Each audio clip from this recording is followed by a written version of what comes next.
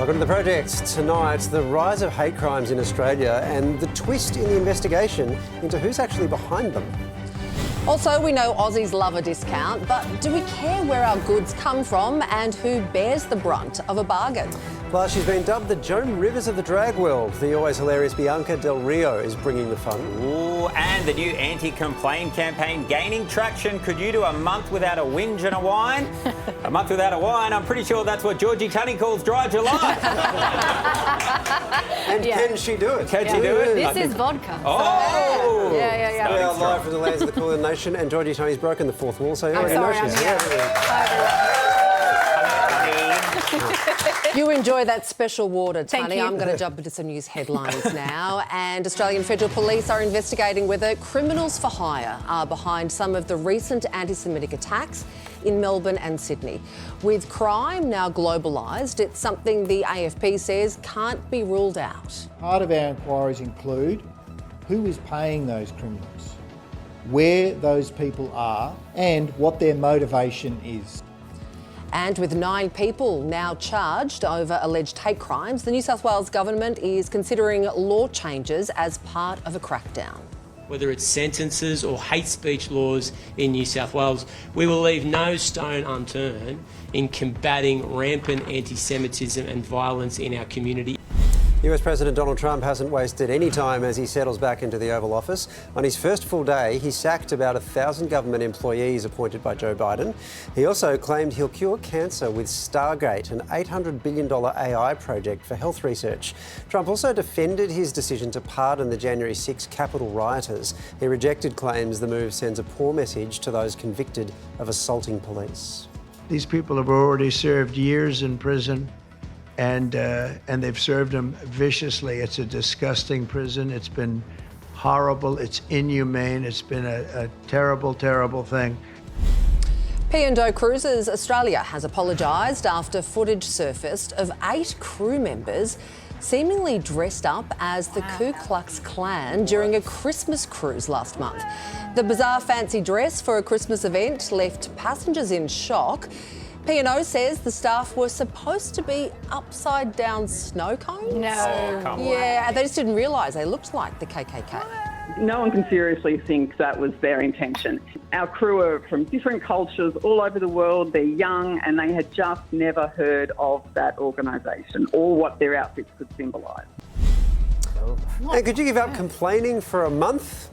Well, the Netherlands is challenging people to do just that. Go 30 days straight without whining about anything. Whoa. It's hoped it'll get people thinking more positively. The woman behind the challenge believes it'll be an eye-opener for many and will help them live a more meaningful life. I love this. Okay. And I have accidentally stumbled into this. I was doing this already. It was one of my intentions this year to not be so negative because I'd like to see myself. Not negative. I know. You are a ball of sunshine. so true. You're See, so- I've tricked you all because I actually find that I would love to be that yes and person, which I do think I am for the majority of the time. But a lot of the times my first instinct is to say no and be like, no, let's be more serious. No, let's not do that. No, let's not have fun. Let's not let's just do that. And I'm not sure if it's maybe I've overcorrected because I started out being probably toxically positive in a way, and I was like, yeah, and I was like, oh, maybe I need to pull it back a little bit. But you realise, no, let's not go out for dinner is not a complaint. Exactly. Yeah. Well, it builds builds boundaries, babe. Yeah, but it builds into that. It builds into that negative mindset, which is, I think, what this is all about: switching and making people a little bit more positive. But also grateful. Yeah, I think is a big part of it, which we know is a very important thing. I just worry for you because... Thank you. What percentage of comedy would you say is just complaining about stuff? It's like all of it. And all I do on this show is whinge. At home I whinge in the office. I like whinging and I'm going to continue to whinge. Do you think... So part of this is that you actually have to write a tally to see how many times you're complaining, and that's like a barometer, and then that's meant to adjust your behaviour. Do you think you'd actually be quite confronted with I'm whinging about the thought of even having to do that. Okay, let's go to the tour down under. It's in Adelaide. I love the tour down under. 8-year-old local Will, he was there. He got to meet one of his favourite cyclists, Ryan Miller, and I reckon he learnt why people say you should never meet your heroes. Ryan Mullen is standing right here for Bora Hansgrohe. Ryan Mullen, have you guys got any free stuff? It was after Bottles and Musettes yesterday. You got something you could give him? Oh, there's definitely something going to be kicking around. Yeah, absolutely. Nice. Yeah. I'm going to leave you two to get to know each other. You might even get a free bike for him. Hey. What? All right, Will. That's a false promise. That's weird because normally cyclists are so generous. I remember when Lance Armstrong gave away 7 Tour de France titles. Handed them out like He candy. did. He just was like, take them. I don't want them anymore. Gotta take a break. We'll see you soon. Welcome back to the project. If one of the millions of Aussies relying on ultra-cheap online shopping websites for an affordable dose of retail therapy, you're probably being tricked in ways you don't even realise. Not only are there sneaky mind games being used on you, but the real cost of your bargain is a lot more than you might think. Let's do an Amazon unboxing. Our Temu packages have arrived. $400 Shein haul. I need prayers yesterday. This is not okay. They're the sites where you can buy everything for nothing. The most affordable haul you'll ever see. I've literally found products that cost pennies. Catch.com.au set to close down in the next few months, citing intensifying pressure from competitors like Amazon, Shein and Temu, the online giants with exceptionally short production cycles, almost unbelievably low prices and constantly revolving trends. I like Temu. I think it's the cheapest. Cheap price, yeah, and not having to actually get in my car and go shopping. My kids buy everything that they scroll. They go, oh, I need that, I need that, I need that. They give the impression in the short term that you're saving money, but actually what they do is that they feed into the psychology of, I guess, that rush of buying things. And they well and truly have Aussie shoppers in a chokehold. Temu now holds a fifth of the Australian retail market. Almost 4 million of us have made at least one purchase in the last year, while at least 2 million bought something from fast fashion juggernaut Shein. And staggeringly, almost 8 mil from Amazon. I'm ashamed to say, but I scroll every day. Things for a party, for house decor, stuff like that. Harvey Norman retail mogul Gerry Harvey last week calling for a government inquiry into ultra-cheap Chinese retailers, claiming they dodge taxes and kill off local businesses. And while there have been grave concerns about product quality, a Queensland girl has sustained significant burns after a jumper purchased from online retailer Temu ignited. The heavy cost to the environment and problematic labour practices employed by these companies, that knowledge doesn't seem to be affecting our spending habits. I'm obsessed. The reason why people don't take into consideration all of those things is because they're abstract. We trade off the idea of something for what we can get right now. Actually, I heard about that, but I just ignore it. It doesn't change my mind. I feel sorry for them, but it's not real to me. Nina Gabor is the director of the Circular Economy and Waste Program at the Australia Institute. Nina, what are some of the worst things we've seen in the products from these places? It ranges. So you have things like, poor quality clothing, the fabric and material is so poor quality, all the way through to people finding interesting things in their packages, such as live scorpions, blood vials.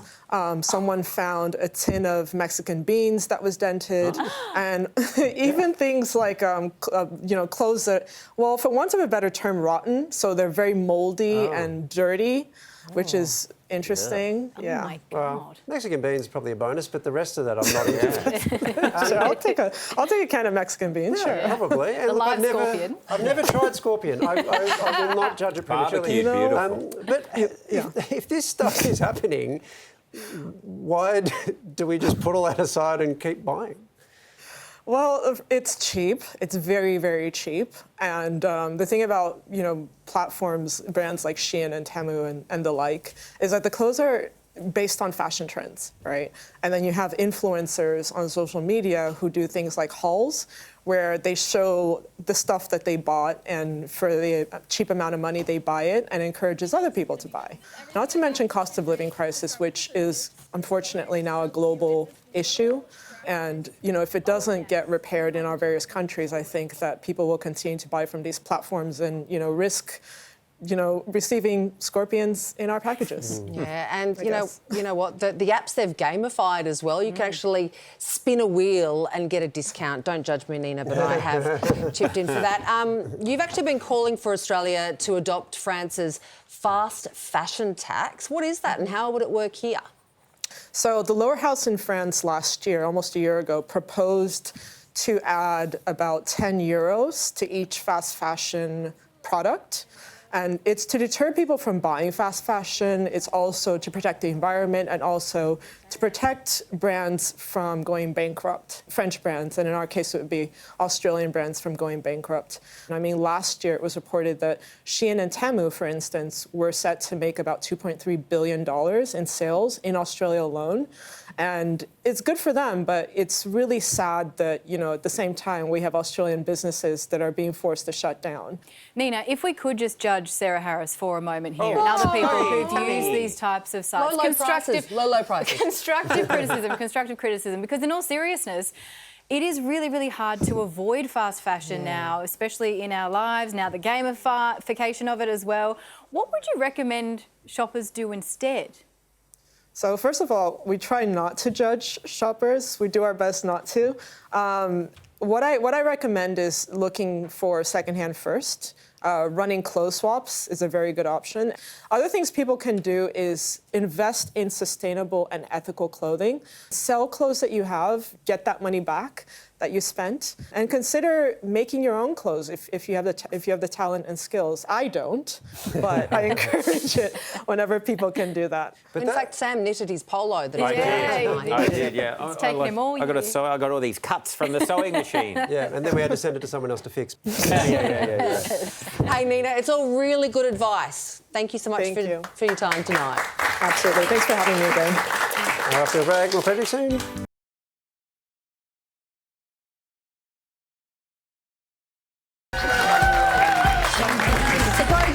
Now, Australia is a nation of ocean lovers, but for some that's meant a close encounter with its most fearsome predators. And for the people you're about to meet, theirs aren't just lucky escapes, they're incredible tales of survival. I was at the bottom of a cliff, 30 kilometres from the nearest hospital. Probably that point when I realised that, this is it, this is the end of my life. Chris fell in love with surfing in his teenage years. It's that place I go to when I'm having a bad day or I'm just keen to clear my head. It's my escape, I suppose. We'd go to the beach and that's how we spent all of our time. It's sort of who we are. But a morning on the water in 2015 marks the day Chris's life changed forever. Paddling out at Fishery Bay, Chris was attacked from behind. The shark had the underside of my board. My scream sort of sent everyone scrambling for the rocks, including my two good mates, Nick and Brock, who I was surfing with at that stage. Chris's two friends watched on in horror. I remember how scared I was. I was paddling hard for the rocks and I would have got within an arm's reach of my mate Nick, and we felt the surge of water, and then the shark popped up behind me for the second time and shook me underwater until it then ripped my left leg off above the knee. I actually thought that was going to be the end of my life, and that was a pretty sobering feeling. Eventually breaking free, Chris's friends brought him to shore where he was given CPR for over an hour. That night we were given the worst possible news that he was given a 10% chance of surviving the night, but a 0% chance of surviving without brain damage. Chris spent 10 days in a coma. It felt like maybe we were going to be planning a funeral because we just had no idea if he was going to be able to make it. When he woke, Chris was told his leg had been amputated. He had to relearn how to do everything from getting in and out of the shower, getting in and out of the car, moving around the house. It looked like being a full-time carer at the age of 25 for my 26-year-old partner. But the physical trauma wasn't the family's only battle. I think I lost a part of me. I was obsessed with surfing. The thought of losing that was hard, and there's still those bad days, and that's part of living with PTSD. Every day is different and some days can be really bad, but I just have to keep pushing forward, knowing that there's going to be more good days and bad days. There are around 20 shark attacks in Australia each year, with 3 of those typically fatal. Concerningly, attacks are on the rise in our ocean-loving country. This day was beautiful. It made us excited and made us ecstatic that conditions were really good for diving. Glenn Dixon was on a spearfishing trip when the worst happened. I felt like I got hit by a truck. Then I became a rag doll in a washing machine. My body was already trying to swim without me even thinking about it with my remaining limbs. Glenn was able to escape swimming to safety, but not before being pulled down 3 more times. My full femoral artery and everything were gone, right down to the bone on my right leg. And then a really gentle white light came over me. My little girl, Lila, she said, "Daddy, come home." Sorry, that one always gets me. That moment was a moment where I switched from this is the end of my life to I'm going to fight everything that I can do humanly possible to get through this. Glenn woke up in hospital to find all that was remaining of his right leg was 1/4 of his femur. My instant response was, at least I survived. That type of fear and knowing how close I was to death, I was just happy to be alive.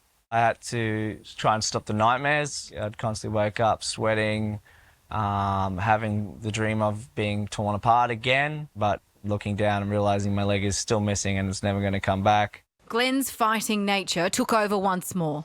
On the hard days, he would get in the gym. Started figuring out my own way of doing things, and it gave me more confidence, more self-belief. It gave me more drive. Muay Thai has helped my recovery majorly because it constantly gave me a goal to drive towards, but also it made me feel able-bodied more than just disabled. Last year, Glenn made history competing in Australia's first ever amputee MMA cage fight. Oh, there's one. Oh, might be in a bit of trouble here. The fight was so important to me because it was a way of me being able to show other amputees that they can achieve these goals.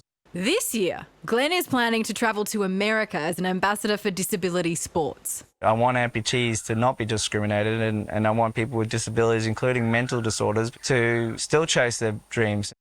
Meanwhile, Chris's dream was to get back on a surfboard one day. It took me a couple of years to get back in the water. He just had this little glint in his eye that I hadn't seen for years, and that moment I knew that we'd got him back. Last year, Chris took to the world stage for Australia in the Para Surfing Championships. It's been a huge part of my mental recovery, and it's one of my things I go to now when I'm having one of those bad days. You can do pretty much everything I used to before, but I just do it in a different way. Which is really important for our kids to see that you can do hard things and you can overcome challenges, cope with adversity and get back to doing what you love, especially if it brings so much joy and happiness. Along with the scars, Chris also carries one other memento from that fateful day. I wanted to keep the shark's tooth because it reminds me of the day, and I don't get any bad thoughts or anything like that. It's just a cool little thing to have that I'd like to show my kids so they can tell the story one day.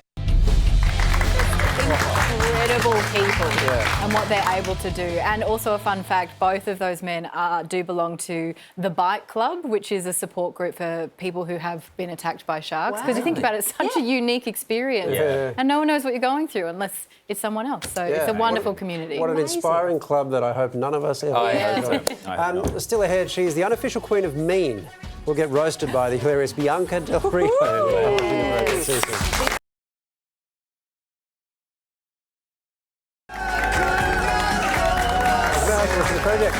There has been a huge twist in the investigation of anti-Semitic attacks across Australia. The Australian Federal Police now investigating the possibility that some of the perpetrators may have been paid by foreign actors to commit hate crimes.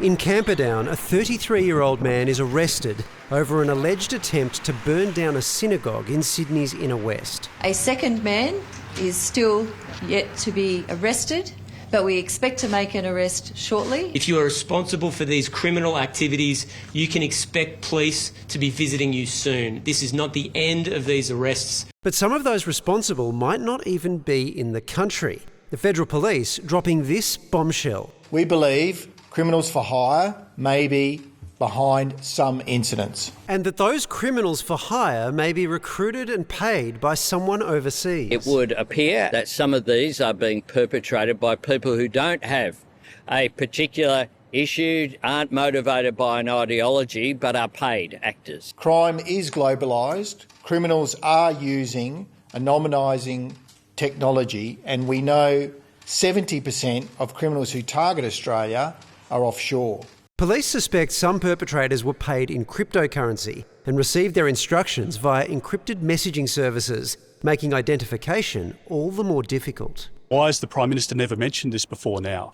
When did the Prime Minister find out that there were foreign players? Those investigations are ongoing. I'm reluctant to say anything that compromises those investigations. It is important we share this information with the public so they understand how seriously the AFP is taking this investigation. Since the beginning of the war in late 2023, Australia has experienced a significant rise in anti-Semitic attacks. This month alone has seen the firebombing of a childcare centre, cars covered in anti-Semitic slogans and torched, a synagogue in Sydney's south covered with swastikas, worshippers in Sydney's north threatened. The Prime Minister has allowed this issue to continue to fester.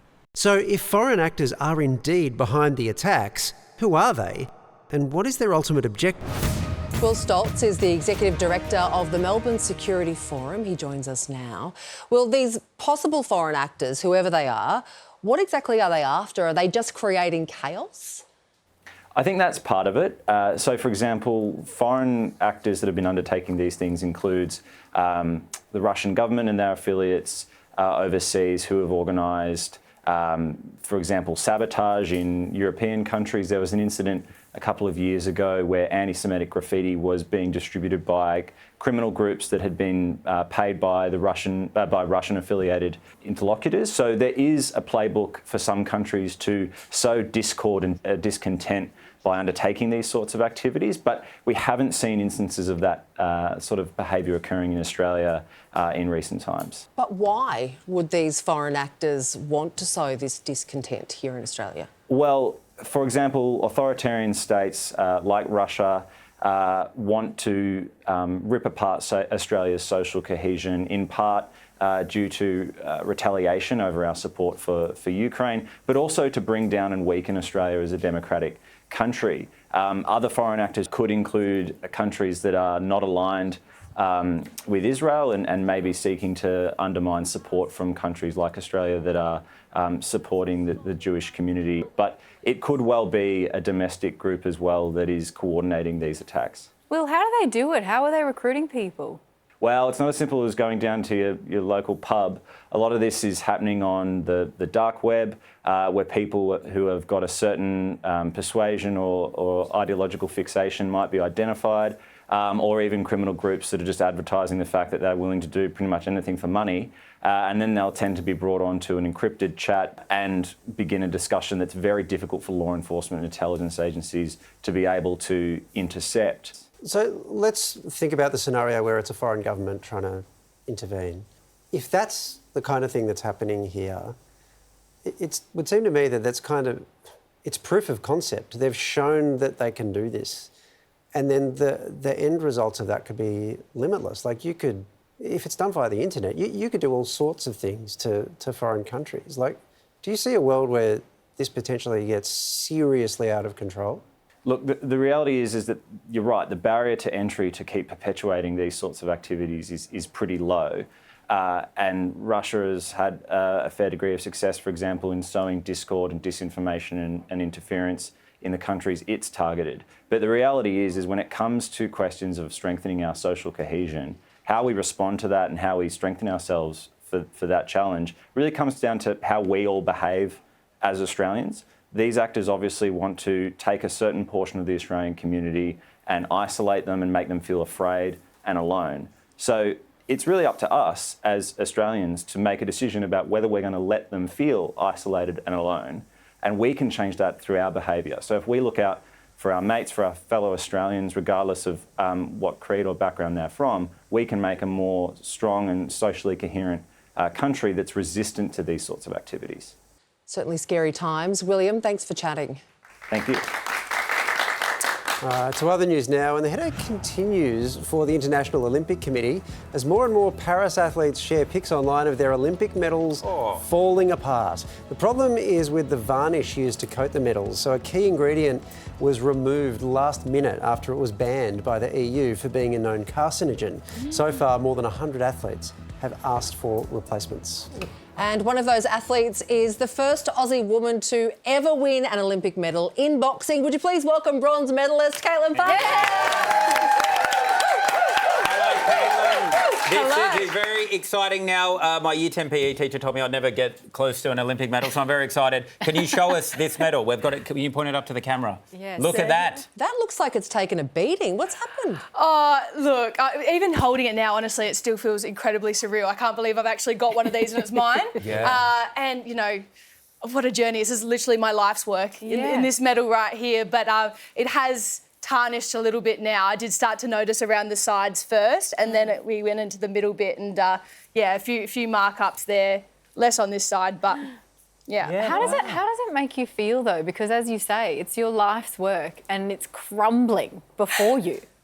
Yes, like I do feel like I wish it was in the state that I got it, to be fair. But like I said, I'm grateful to have it. And it's such a beautifully designed medal. I mean, how many other people can say they take home a piece of the Eiffel Tower?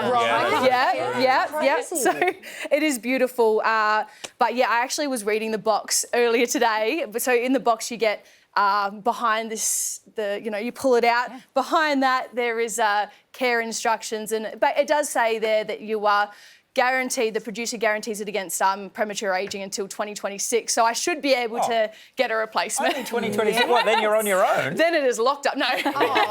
Well, you are hoping to get a replacement, but do you think that's going to be the same? I mean, there's a sentimentality, isn't there? Getting, like, that's what you won in that amazing moment. I know, right? That? I'm a bit conflicted because, this is literally what they put around me. I got to stand on the Olympic podium. I got my life's dream. I got my Olympic medal, and to change it is going to be, I don't know. If they accept it, then I guess I'll refigure that out. But no. And will the new one still have a piece of the Eiffel Tower? Well, that's what I mean. Like, do I get to keep this piece of the Eiffel Tower, or do I have to give it back and they put it on? Head over there with a chisel, get it yourself. There's like still bits of the Eiffel Tower left, so they should be able to. Well, also they have. You can't really see it because of the tarnishing, but they have inscripted my event at the bottom there. So I wonder if they will also do that. They'd have to. So can we just be clear? You get a new one, you have to hand that back, or can you keep that as well? I think so. It would be perfect if I could share this one with everyone and keep one. I know some of the swimmers have multiple medals and they can have one to show other people and keep one nice, but this is boxing, there's only one. Yeah, you can say I'm a two-time bronze medalist. Look. Or you get a new one of them goes to cash converters, makes a bit of cash on the side. They'd have to fight me off it, I think. So there's been some discussion amongst Olympians about this where I've heard some saying, actually, the problem is you shouldn't have your medals out, they should be kept away and then they'd actually be preserved. Like, you're the only one on this panel that has one. How do you feel about that school of thought? It's not to be locked away from me. I think I want to share it with as many people as I can. I love going to schools, to businesses, anywhere I can and be able to share the journey, the message and the medal. Like, how many people can touch it, like I just remember that being me as a kid. If I touched an Olympic medal, I'd be stoked. It would be my dream. Have you tried wearing it into a bar to get free drinks or anything like that? Yeah, surely. We had an Olympian in Brisbane do that years ago after the 2000 Games. Yeah. I think some people do, but no, I'm just cautious. Even when I have to give it to, if a kid holds it, I'm like watching it, like make sure my reactions are there to catch it. Because they're really heavy. If you're going to get a new one, the kid can do whatever he wants with it. Now, you're a boxer. You won the gold medal. You're a great boxer. We cheered you on. Have you ever thought if they don't sort this out, maybe you could sort this out with a bit of like... flying me over to wherever they are and maybe I'll sort it out myself. No. Well, I've never had a fight outside of the ring, only for sport. That's Also, I'm going to a nightclub after this. Could I borrow that for 11 hours, please? Oh, I'd have to be watching you. I'd be a bouncer we'll the whole together. time. Yeah, let's do it. Caitlin is back in the ring next week. Thanks so much for coming in. Yeah, thanks. Thanks for having me.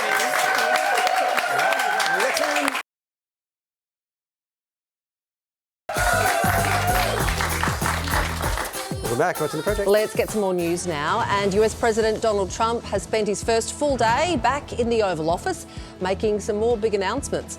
But already 22 states have lodged a lawsuit against his executive order to end automatic citizenship for children born in the US to undocumented immigrants.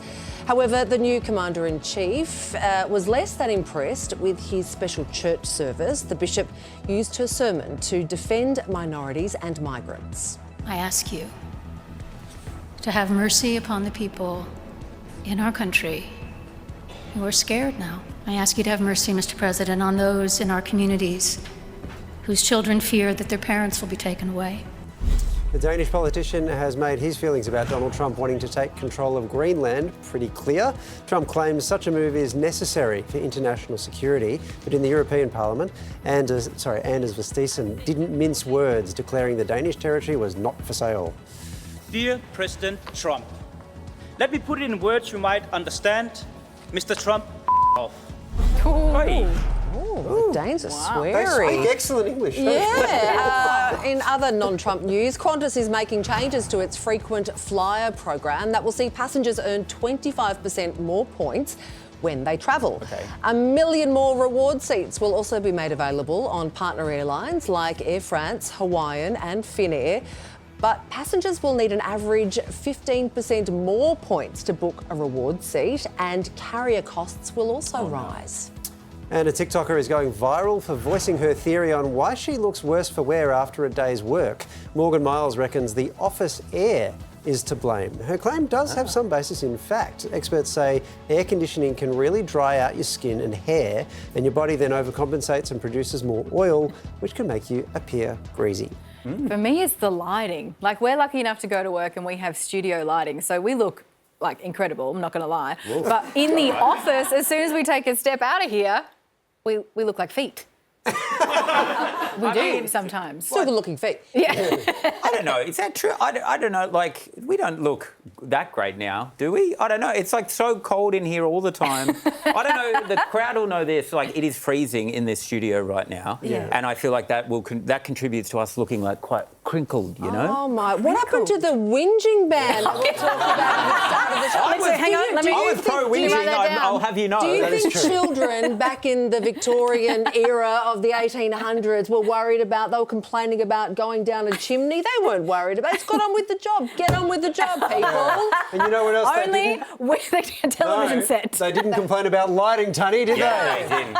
Even they had The big black light, who lung. likes it? Wait, now that I think about it, my girlfriend did say to me the other day, she goes, "Look, you look like you spent the day in front of an air conditioner." So I don't know what that means. Anyway, Queensland Treasurer Jared Blade today was criticising Shadow Treasurer Shannon Fentiman, and to me it sounds like the Queensland Labor Party. I don't know what goes on there, but I reckon they let you get away with quite a lot.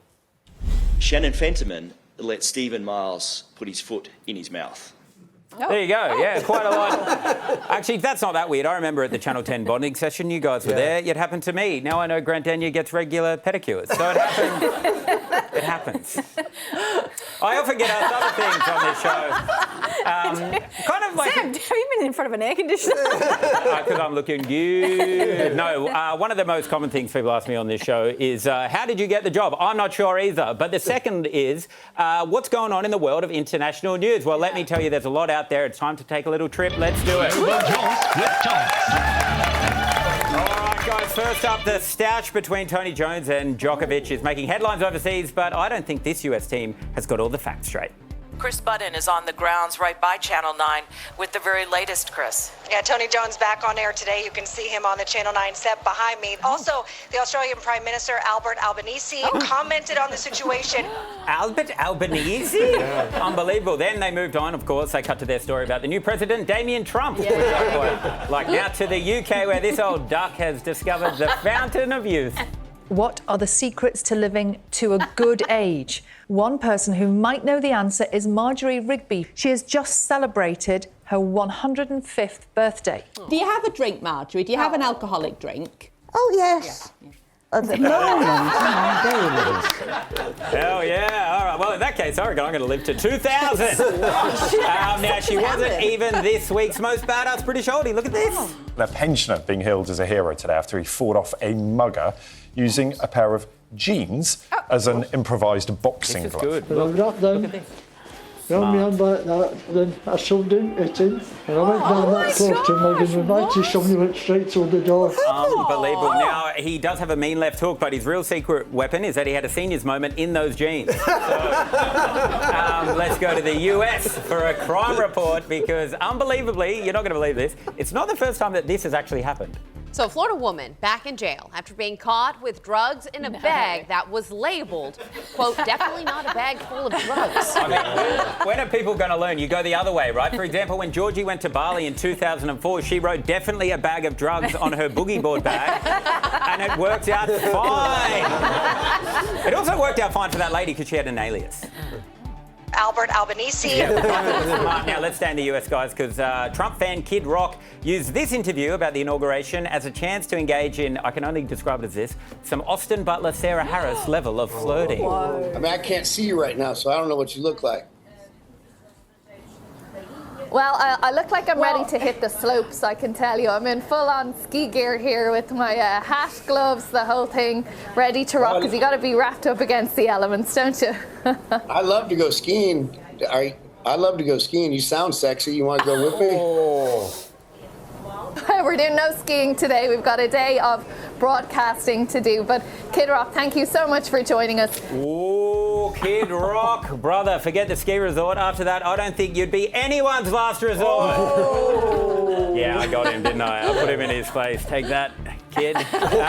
Finally, speaking, it's his first name, Kid, I don't know. Finally, speaking of romantic gestures, this vigilante group is showing off its softer side. It's not as much of a decoration as it is an obstruction. Bunches of fake flowers used to cover up speed cameras, letting cars speed along unticketed. Somebody's going around to all these speed cameras and putting flowers on them, bro. I'll buy you a beer. I'll buy you a beer. Also, forget beer. What about? Come on, Bailey. Guys, that was the international news. It's so worldly. I am so worldly. It's crazy. Time for a break. More Project Zoom.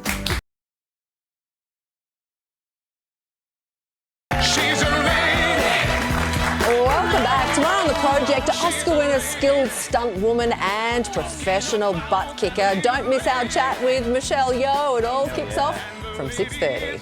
Our next guest is the high-heeled insult comic who's no stranger to causing a stir. Well, I hope you bitches are ready. Dubbed the Joan Rivers of the drag world, Bianca Del Rio is the undisputed queen of mean. You've actually helped a lot of queens in this competition. Yeah. Who's helping you out? Well, they're all helping me out by being horrible and making me look better. And I'm not just a nasty I will help them pack to go home. I mean, you ain't even got to fold some of the shit they're wearing. You just ball it up, put that in bag number 5, bitch. Get to stepping. Winner of RuPaul's Drag Race, Bianca Del Rio! And acid-tongued star of film and stage, this self-professed clown in a gown has taken the world of comedy by storm. I am so excited to see the cast of Cocoon is here. You look fabulous. Miss, I'm over here. Bring both eyes. I'm right here. Damn, Pearl Harbor must have did you in. After her last sold-out world tour, now B is bringing the hurricane back down under for a cutthroat new show. Remember, I'm Beyonce. You're Michelle. Bianca Del Rio. I was just recovering from being called Michelle. I'm sorry. Bianca, welcome to Australia. I can't help but notice you've come in the week of the inauguration. Was this intentional? Yes, very much so, because I think that you needed to have your own menace here with orange hair that could be disruptive. So that's why I'm here. Yes. Bianca, I know that you aren't short of an opinion, and your new president had a lot to say about gender yesterday. I wanted to give you this opportunity. Did you have anything you'd like to say back? Well, what I didn't like is what you just said, your president. Listen, the crazy thing is he's going to say insanity all the time. And so I'm just going to let this fly at the moment because at least he's still for gay marriage. I mean, look at him and Elon. You know, that's his first lady. So things are going well. Things are going well. Bianca, do you think that Donald Trump may just need a little bit of drag in his life? Like we could help him out? What would a good drag name be for him? A little drag? He's already wearing makeup, wig, and heels. Let's be honest here. Let's be honest here. What would his drag name be? Yeah. I'm sorry, what was that? What would his drag name be? Oh, what was his drag name be? Oh, well, that would have to be Miss Orange, which would be just a French version of orange. Oh, yeah. Miss Orange. Oh, yeah. She's good. Hey, I feel like there's a really big move away from political correctness happening right around the world, particularly in the arts. Is that a good thing when you're an insult comic? Well, I could say this. It's obvious the world doesn't care. Look what America just elected. So we're at a point where you have to find the humor in everything. And I often tell people, you know, I spread my hate to the masses, and there's been an audience, because this is my 6th world tour that I've been traveling with, my 6th time here in Australia, which is amazing. So I'm just grateful that anybody still has a sense of humor. I mean, look at me. I'm the biggest joke there is, you know? We're all laughing. Now, Bianca, please tell me this is true. I was reading this today. Is it true, and this is a crazy sentence to say out loud, is it true you once had a group of clowns try and cancel you? What? Yes. This is where it gets technical. I at some point had stated in an interview that I was a part of the clown community, representing visually as I was. I received an email from an official group that says, "We do not claim you. Can you please retract that?" Now, you know it's a sad day when the clowns are like, "We're not claiming her. We ain't claiming her." Sad. Wow. I know, but in America, I can turn it around because now I'm going into politics because that's where I'm accepted. Hey. Did they deliver that? I'm surprised they didn't deliver it like in a little clown car. Oh, yes, you're right. You're right. Yeah, Bianca, look, I would love to claim you, and I know that all of your audience members, the millions of them, your fans around the world, would do that too. Your new show is called Dead Inside. Yes. You're so glamorous, though. What are you hiding underneath? Well, it's the bitterness from within. That's the same thing. You know, many people have looked at me and said, if I close my eyes for too long, I look like a corpse. Like, look. And if I'm laying in a box, someone would say, wow, she's peaceful. But this is the one time I'm admitting that, you know, the inside is where the problems lie. And I'm struggling, you know, because this year I'm actually turning 50, and there's a lot that goes on with, I know, I've been in front of the air conditioner too long. But the thing is, I'm turning 50, and so it's that I'm stuck with a really crazy life right now, and I have to spread it to the world. And I've got to let them know that I am dead inside. This is all that's left of me. So they have to come and see the show to join me on my journey. What's your 50th birthday celebration, like the party? What's the plan right now? Well, the plan is to breathe and make it to at least 50 in a day. Fingers crossed. Fingers crossed. I just, with someone of your vintage, this question always comes up, and I'd be interested in your answer. Would you ever consider colouring your hair? I'm thinking about it. Right. I mean, you know what? But I think, listen, this is the thing. I think it might make me look a little too gay, you know? Right. And I've got to draw the line. I've got to draw the line. Understood. Subtleties here. I have to ask my wife if she'd like it. Now, before we let you get out of here, Bianca, you've played some amazing venues all around the world, some huge, huge venues. I want to know, though, as I'm a comedian as well, we love to talk about this. What's the worst gig you've ever done? Okay, the worst gig I ever did was a gay and sober event in New York City. Now, they hired me. I didn't know what the gig was because I was open to doing anything. I got to the gig, and I was backstage, and on my usual rider, I request a bottle of wine. Well, that's when they informed me I couldn't have it. And they said, because this is a sober event. I go, for them, not for me, for them. But I then went out, got my glass of wine, brought it back, and in the midst of going onto the stage, I forgot it was in my hand. And as I entered the room, the look of horror of everyone staring at me, while I had this glass of wine, I just drank it and said, do you miss it? Tickets for Bianca's tour available on our website. Please thank Bianca Del Rio. Thank you. Stick around for our Miss Lab. Ciao.